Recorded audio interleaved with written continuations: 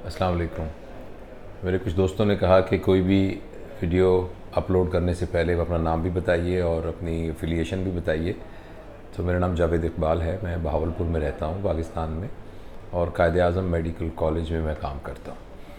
अच्छा, गुजारिश ये है कि ये जो वीडियो है, ये वीडियो ख़ास तौर पर एक पैगाम है मेरे उन दोस्तों के लिए जिनको अल्लाह ताला ने एक आसूदगी, माली आसूदगी दी हुई है। इसमें वो भी लोग हैं कि जो माशाल्लाह बहुत मालदार हैं, और कुछ ऐसे लोग भी हैं कि जो बहुत ज़्यादा मालदार तो नहीं हैं मगर फिर भी उनके वसाइल उनकी ज़रूरियात से थोड़े ज़्यादा हैं और वो जिससे कुछ बचत कर लेते हैं।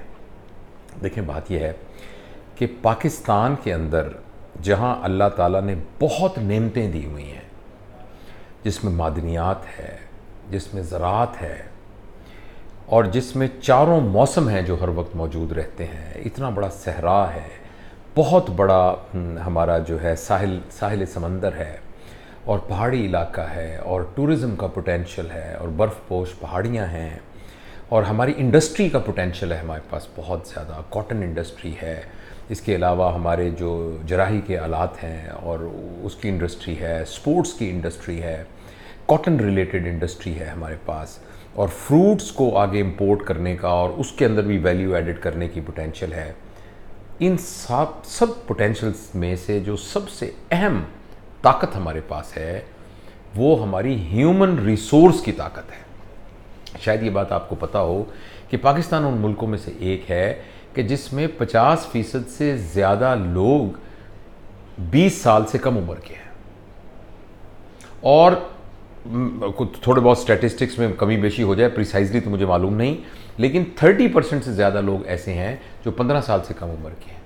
यानी ये तमाम वो नौजवान हैं जो कि पाकिस्तान का सरमाया हैं, और ये वो लोग हैं जिनकी एनर्जीज़ उनकी एज की वजह से बहुत ज़्यादा होती हैं।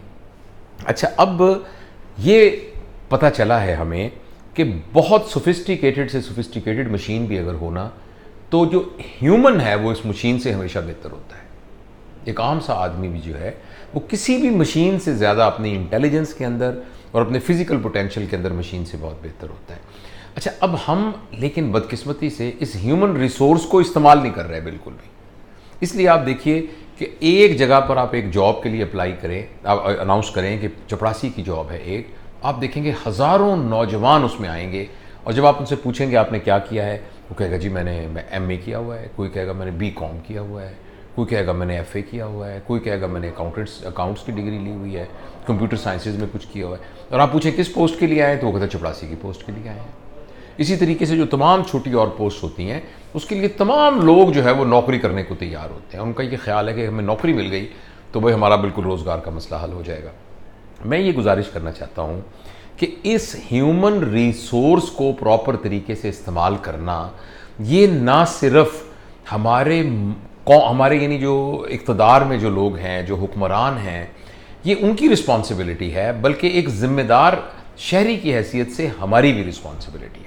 हम मुआशरे के अंदर जब कोई बेहतर रोल अदा करने की बात करते हैं, मेरे ख़्याल में ये बहुत ज़बरदस्त रोल होगा कि हम इन नौजवान लड़के और लड़कियों को, और अब बल्कि हम ये भी कहना चाहिए कि नौजवान लड़के और जो हमारे ख्वाजा सरा हैं वो भी, उनकी भी एक बहुत बड़ी तादाद जो है, और उनमें बहुत से पढ़े लिखे भी मौजूद हैं, या पढ़े लिखे नहीं हैं तो वो एक ख़ास किस्म की स्किल उनको सिखाई जा सकती है। तो मैं ये समझता हूँ कि वो लोग जिनको अल्लाह ताला ने कुछ पैसे दिए हैं और अपनी ज़रूरत से ज़्यादा पैसे दिए हैं, उन्हें कोई ना कोई जॉब ज़रूर क्रिएट करनी चाहिए। वो पैसे जो आपकी बैंक में पड़े हुए हैं, वो आपने 3-4 प्लॉट लेके उनको ब्लॉक करके रखा हुआ है, या ऐसी एक ज़मीन लेके प्लॉट कर रखा हुआ है, अगर हम उसको सर्कुलेशन में लेके आएँ और कोई ना कोई जॉब क्रिएट करें, यानी किसी एक शख्स का चूल्हा जो है वो हमारे उस जॉब क्रिएट करने की वजह से चलना शुरू हो जाए, तो आप देखिएगा कि ये मुआशरे के अंदर बहुत बड़ी कंट्रीब्यूशन होगी।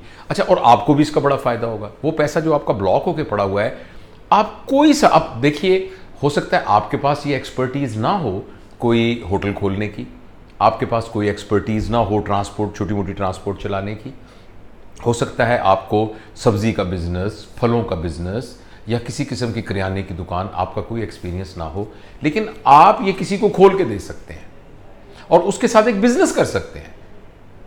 और जब आप वो जॉब क्रिएट करेंगे, फॉर एग्जाम्पल आप एक छोटा सा होटल खोलते हैं, और ये होटल ज़रूरी नहीं कि कोई बड़े शहर के अंदर, किसी छोटे से अड्डे के ऊपर आप एक होटल खोलते हैं, चाय का खोखा खोलते हैं जिसमें थोड़ा बहुत को खाना वाना मिलता हो, और उसमें आप 5 मुलाजम रख लेते हैं, तो बुनियादी तौर पर आपने 5 नौजवान लोगों को रोज़गार फराहम कर दी, और आप उनके साथ एक डील, और इस तरह से रोज़गार फराहम की कि उनकी इज्जत नफ्स भी मजरू नहीं हुई। आपने किसी को फ़कीरों की तरह उनको पैसे नहीं दिए और वो आपके एहसानमंद नहीं हुए, बल्कि आपने उनके साथ एक बिजनेस डील की। मैंने ये एक तजुर्बा कई दफ़ा किया है कि सबसे आसान ये है लोगों को रेडी लगा के देना। और मैं आपको एक वाक़या सुनाना चाहता हूँ, और ये वाक़या मैं मैंने कभी कोई किताब लिखी तो ये उसका एक बहुत अहम वाक़या होगा। एक दफ़ा मेरे पास एक साहब आए, तो वो जब आए तो वो ज़मीन पर रेंगते हुए आए, और आके फिर वो जंप करके कुर्सी में बैठ गए, तो पता लगा कि उनकी दोनों टांगें नीचे की जो हैं वो बिल्कुल मफलूज हैं, शायद पोलियो की वजह से हों या किसी वजह से। तो वो वैसे रेंग के ज़मीन पे चल रहे थे, लेकिन उसके बाद वो जब कुर्सी पे बैठे तो वो लगा के जैसे एक नॉर्मल आदमी है। तो उन्होंने कहा जी मैं इमदाद के लिए आया हूँ और मैं बहुत गरीब आदमी हूँ और इस तरह की। तो ऐसा प्रिंसिपल मैंने उसे कहा कि देखो ऐसा है कि मैं आपके किसी रोज़गार का बंदोबस्त कर सकता हूँ, आप मुझे खुद बताओ कि क्या रोज़गार आप कर सकते हो, उसके लिए हम कोई डिस्कस कर सकते हैं, और मैं आपको 2 दिन देता हूँ, आप सोच के आएँ। तो वो 2 दिन से पहले अगले दिन ही आ गया। उन्होंने कहा जी अगर आप मुझे एक रेडी ले दें, फलों की रेडी ले दें, तो मैं उसको चला सकता हूँ। मैंने पूछा कितने की आती है? उन्होंने कहा जी वो तकरीबन कोई 15,000 रुपये की रेडी आती है, और 5-1 हज़ार रुपये का उसमें रीफिल यानी उसके जो फल वल होंगे वो ले लें। मैं कहा लेकिन आप इस माजूरी के साथ कैसे करेंगे? उसने कहा जी मेरा एक साला है, तो वो साला मुझे मेरे साथ करके, मेरी यानी वाइफ के भाई हैं, तो वो मुझे रेडी पर बिठा दिया करेगा, और मैं एक ज़माने में कुछ करता भी रहा था।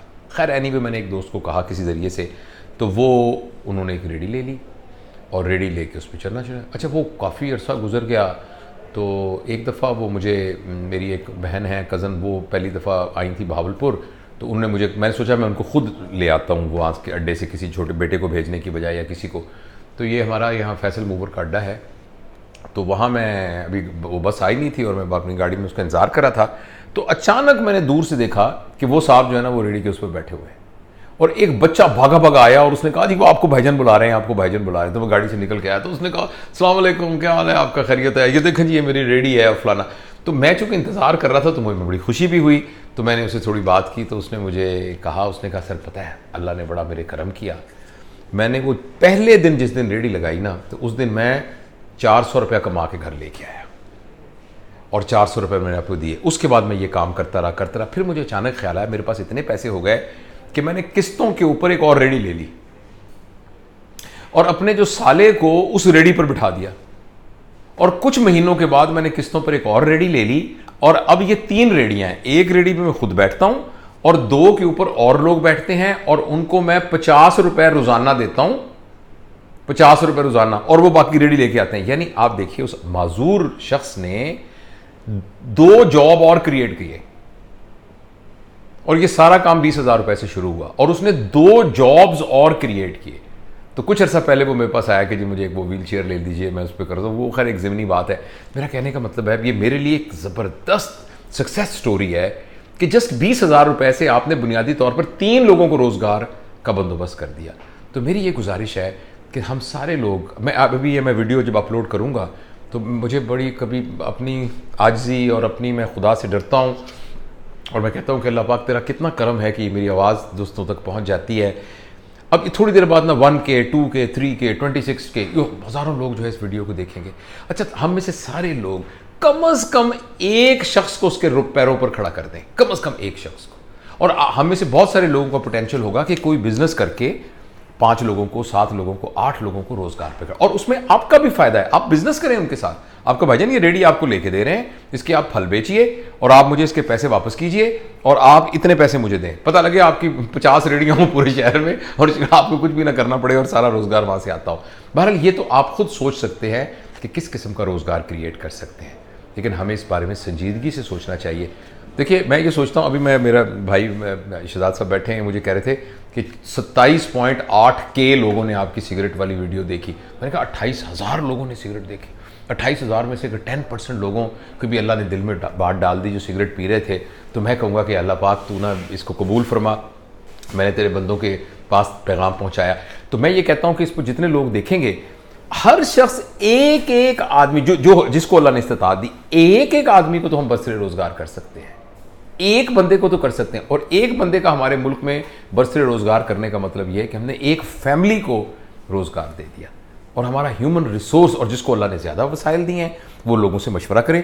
मैं अभी पिछले दिनों गांव में गया था, तो हमारे एक दोस्त थे, वो अल्लाह ने उनको बहुत पैसे दिए हैं, और वहाँ वो डिस्कस हुए तो उन्होंने कहा कि चाइना में एक कंपनी है चाइना की, वो पूरा का पूरा बिजनेस इस्टेब्लिश करके देती है। उनके आमों के बहुत सारे बाग हैं, तो उन्होंने पता किया तो पता चला कि वो चटनी बनाने की पूरी फैक्ट्री जो है वो आके चाइना वाले यहाँ लगा देते हैं। और जब उन्होंने निगोशिएट करने की कोशिश में, वो इतने पैसे थे कि वो उनकी रेंज में थे, और जिसमें कम अज कम भी 40 लोगों को रोजगार मिल सकता था, और प्लस उनकी भी आमदनी, मतलब आम के बाग से वो सिर्फ आम बेचते हैं, जब उसकी चटनी बन के इंटरनेशनल मार्केट में पूरी जाएगी तो कितना फ़ायदा होगा।